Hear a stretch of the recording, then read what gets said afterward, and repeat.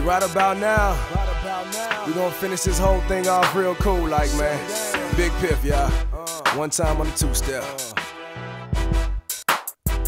Born in the cold winter of December. Pops ain't remember the strap of 9 months earlier. So it just occurred to the Lord, do it big when it comes to your boy. Bring the game to harmony through my umbilical cord.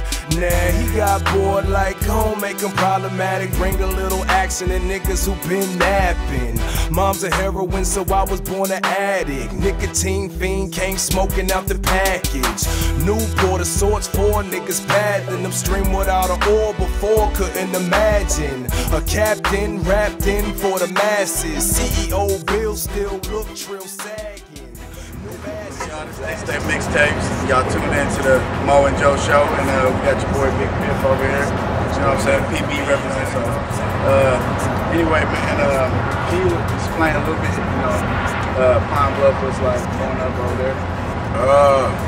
Pine Bluff was cool. I mean, I actually was born in New Jersey. Okay. And I moved to Pine Bluff when I was like 7 or 8, so you know, I moved from the Bluff and whatnot. I mean, that was kind of a while ago. It was like big culture change. Yeah. So I mean, like, you know what I'm saying, I got my memory from around 6, but it's like just the difference between New Jersey and the Bluff is like vastly different, man. So but growing up in New Jersey or PB, I mean, did those places, did they influence you to start rapping or?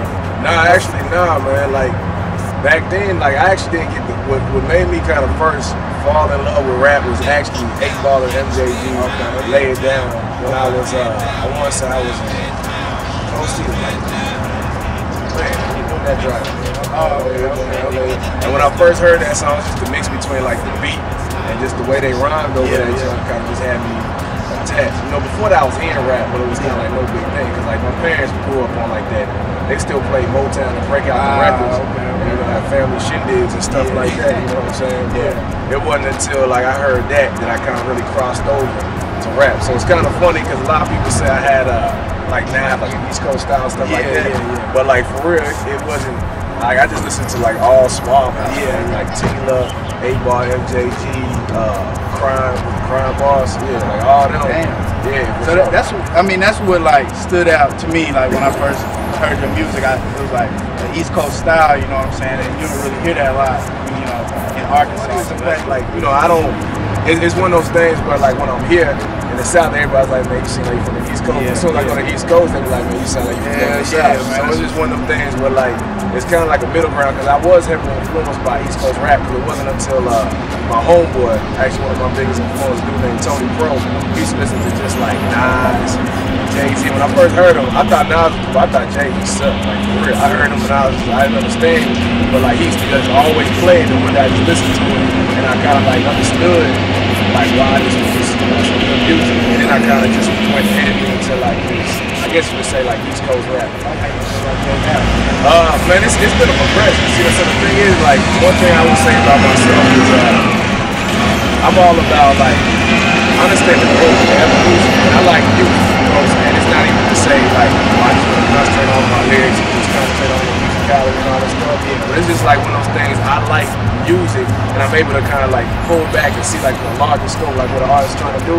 So like Jay's evolved, you know what I'm saying? Like no artist can stay the same. It's kind of like evolved over time. So personally, like I feel it's different. It hits me different than how I did before. But I understand like why a lot of people criticize me for a lot of stuff now. But it's kind of like it's gonna happen. You know what I'm saying? Especially the bigger you get, you gotta get more haters, man. That's shit, of course. You know what I'm saying? Speaking of haters, you feel like I thought you were about to say you don't like that. Nah. Shit like that. Nah, but haters, are they fuel to the fire or do they kind of fuck you up? It's kind of funny. Like they're definitely fuel, man. Okay. I was actually talking with one of my homeboys the other day. I was talking about like I'm at this point right now where almost like everything's fuel to the fire. Okay. So it's kind of like haters. It's motivation. It's purely motivation because it's like I like to keep y'all talking. It means I'm doing something right. You know what I'm saying? And also it's like I'm one of them people that don't just like brush off everything. So it's kind of like I listen to what they're saying and take it for an honest critique. And if it doesn't have any like validity to it, you know, I throw it to the side and I was like, you're wrong. So when I first came out, you know what I'm saying, I was getting a lot of like feedback that I thought was undeserving. But it's like, you know what I'm saying, I'm gonna prove over time that I can be quite well. You know what I'm saying? That if you ain't know, you can feel it. But at the same time, like, I actually take compliments as motivation too, because it's like that Andre voice, that Andre Outkast verse where at the end, Rosa Parks was talking about you never want to be, you only as funky as your last cut. And his whole verse is kind of about how like he listened to his favorite artist and it kind of fell off a level. So it's kind of like, you know, you be hot one day and make some good music one day. But it's like you get that compliment. A lot of people just get comfortable in that jump off that one song or whatever. But I'm trying to like outdo it, you know what I'm saying? Not just outdo it, but like grow and evolve with the music, you know what I'm saying? So I take compliments as motivation. Like it's almost like, no, if you compliment me, I'm getting motivated. If you hate on me, I'm motivated. You compliment somebody else, I'm kind of like, I should just get that compliment, so that motivates me. If you hate on somebody else, I get motivated, so I don't end up like that nigga. You know what I'm saying? So it's like, everything you say nowadays is like for real motivation. I'm kind of in my little like focus on it. I call it my third. So we hooked up on MySpace, and how you feel about MySpace, like as far as musicians go, like you think it helped them out, or I mean, you think it helps out anything? Like you know, you got YouTube, you got MySpace, you got all kind of stuff where you can kind of express your music via internet. So you feel like that helps people out a lot, or does it kind of like water down the game? You know what I mean? Like anybody can put music on. I mean, it's a double-edged sword. You know what I'm saying? It's one of those two sides to every coin. Because on one tip, it's definitely like the playing field is more level before. You know, like before you had to go definitely holler at the major, they had to put this out, and now like even Busta Rhymes had this real cool like YouTube thing where he's talking about like a nigga could just put out whatever, like the same thing, and he could get hot, like Soulja Boy. Like Soulja Boy for real just put out a marketing plan and got himself hot. You know what I'm saying? So it's kind of like you gotta respect it because the grind's changing. But the thing is, to me, it's one of those things that's inevitable. There was times before, I remember like when I guess tapes first came out, they thought that was gonna be the end of the game because now they were talking about how you could like tape stuff off the radio and that was gonna kill radio and music or whatever. So it's like different points, and now it's just like the game's changing like fast. You know what I'm saying? CD sales are down and things like that. But at the same time, just the regular cat get out there and get his music out. But at the same time, a lot of these regular cats ain't hot, so it's kind of like it does make it harder to find stuff you do like, but it makes it easier to find something you wouldn't have heard of. You know what I'm saying? So it's both. It's both ways too. I mean, for me, it's good for me because like, shoot, I'm broke. You know what I'm saying? Internet free. I just pay Comcast. Man, you need to lower my bill a little bit, man, because y'all be tripping on that. 33, 30. I just want one. I don't want any channels on my TV, man. I just want the internet for real for like $12 a month. You know what I'm saying? So I don't know if anybody from Comcast watching. 646-373-4471.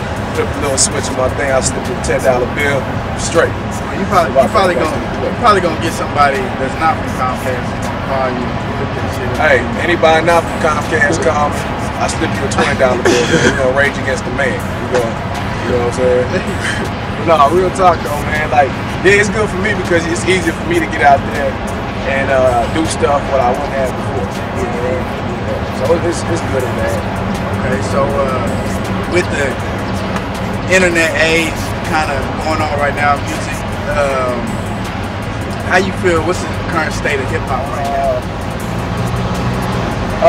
Like, I mean, to me. It's once again like the both sides again. You know, it's like there's some good things because like people complain all the time like you know what I'm saying, there's not enough of this type of music. But at the same time, there's actually more of that now if you just search for it. You know what I'm saying? It's just the fact that if you just use the traditional ways, like say, just listen to radio, you're just gonna hear a certain kind like in the format music. You know what I'm saying? It's like they only have a certain amount of songs they can play. And those songs are all geared to sell advertisements, so it's like what's popular to sell music. But at the same time, with the internet, you know, with a little bit of research on these certain forums and like websites, there's like links to all new types of artists. And we're talking about all different types of things. You know what I'm saying? Like you can find out, you know what I'm saying? They can talk about Pluto and making it sound like it's hot. Now, I ain't found it yet. You know what I'm saying? But I mean, it's just kind of like you have a little bit of everything now, man. So I mean, the game's kind of it's. The one thing I will say for the game is just the fact that the one thing that's changed up to me is the fact just the spokespeople from the game changed.